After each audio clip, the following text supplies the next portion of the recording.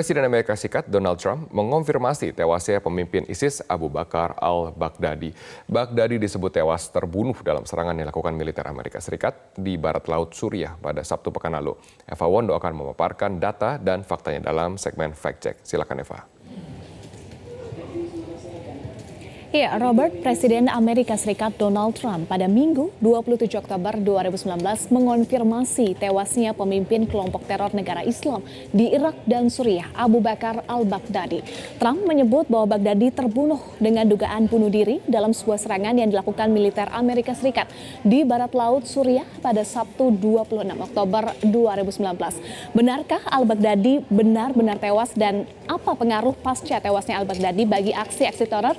Kita lihat dulu pernyataan Presiden Amerika Serikat Donald Trump berikut ini. Ya, ini adalah pernyataan Donald Trump. Donald Trump menyatakan bahwa Abu Bakar al-Baghdadi sudah tewas. Ia adalah pendiri dan pemimpin ISIS, organisasi teroris yang paling kejam dan keras di dunia. Donald Trump juga menyatakan bahwa Amerika Serikat telah memburu Baghdadi selama bertahun-tahun. Menangkapnya atau membunuhnya menjadi prioritas keamanan nasional pemerintahan saya. Itu adalah pernyataan dari Trump. Trump mengungkapkan bahwa pemimpin ISIS itu telah tewas setelah meledakkan rompi yang ia kenakan setelah dikejar ke sebuah terowongan. Tewasnya al-Baghdadi juga dikonfirmasi melalui prosedur DNA yang telah dilakukan oleh pihak berwenang. Informasi terbaru bahwa Amerika Serikat membuang jenazah al-Baghdadi ke laut. Hal ini sama seperti yang dilakukan Amerika Serikat terhadap jenazah pemimpin Al-Qaeda Osama bin Laden setelah terbunuh dalam serangan Amerika Serikat tahun 2011 yang lalu.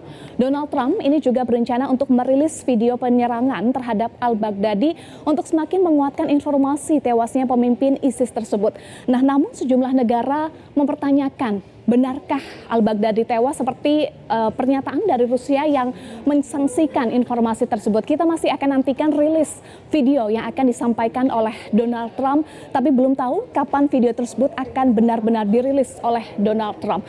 Nah, sebenarnya informasi tewasnya al-Baghdadi ini bukan kali ini saja beredar, tapi setidaknya sudah 4 kali informasi meninggalnya atau tewasnya al-Baghdadi.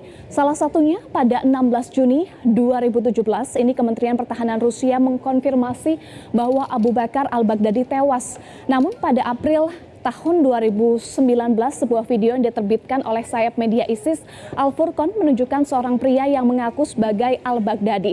Hal ini sekaligus membantah tewasnya al-Baghdadi di tahun 2017 yang lalu.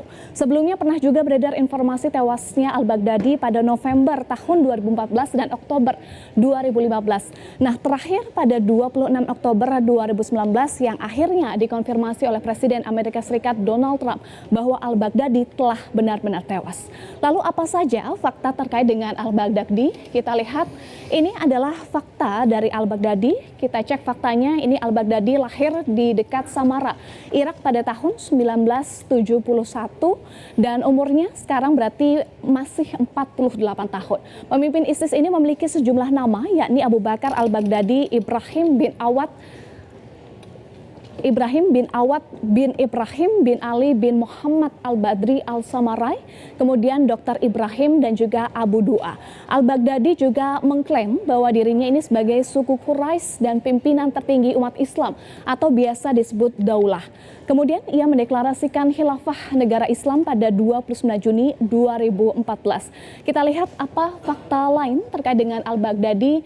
Ia diburu oleh Amerika Serikat, menjadi orang yang diburu oleh Departemen Luar Negeri Amerika Serikat pada 4 Oktober 2011 ini menetapkan bahwa Abu Bakar al-Baghdadi sebagai teroris global khusus. Bahkan Amerika Serikat memberikan hadiah 25 juta dolar Amerika Serikat untuk orang yang bisa memberikan informasi terkait dengan keberadaan al-Baghdadi. Nah, pertanyaannya mengapa ISIS menjadi sangat berbahaya? Kita lihat. Ini adalah pernyataan dari pengamat terorisme Ridwan Habib yang menyatakan bahwa ISIS menggunakan franchising teror. Siapapun bisa beraksi dan mengklaim bagian dari ISIS untuk melegitimasi kekuatan ISIS. Itu pernyataan pengamat terorisme Ridwan Habib. Maka tidak asing bagi kita jika sering mendengar atau membaca ISIS mengklaim bertanggung jawab atas sebuah serangan. Karena siapapun ini bisa mengklaim melakukan serangan, modalnya hanya baiat melalui media sosial seperti misalnya YouTube YouTube, maka sudah bisa mengklaim serangan dilakukan oleh ISIS. Tujuannya yakni untuk menunjukkan kekuatan ISIS. Nah, beredarnya paham terorisme yang disebarkan oleh ISIS masuk ke sejumlah negara termasuk Indonesia. Sejak tahun 2014 hingga tahun 2019 sudah ada 2.000 warga negara Indonesia yang ke Suriah dan bergabung dengan ISIS. Kemudian menurut pengamat terorisme Ridwan Habib, dari data tersebut saat ini tersisa 600 orang warga negara Indonesia di Suriah yang telah bergabung dengan ISIS. Dari 2.000 tersebut tersisa 600 karena sisanya sudah tewas dan beberapa juga telah kembali ke Indonesia. Di Indonesia setidaknya ada 3 jaringan yang terafiliasi dengan ISIS. Apa saja? Ini menurut Ridwan Habib, ada 3 jaringan ISIS di Indonesia, yakni Jamaah Ansarud Daulah atau JAD, kemudian Jamaah Ansarut Khilafah atau JAK, dan juga Tauhid Wal Jihad atau TWJ. Nah, informasi dari Ridwan Habib menyatakan bahwa dari 3 jaringan ini telah melakukan aksi teror adalah JAD.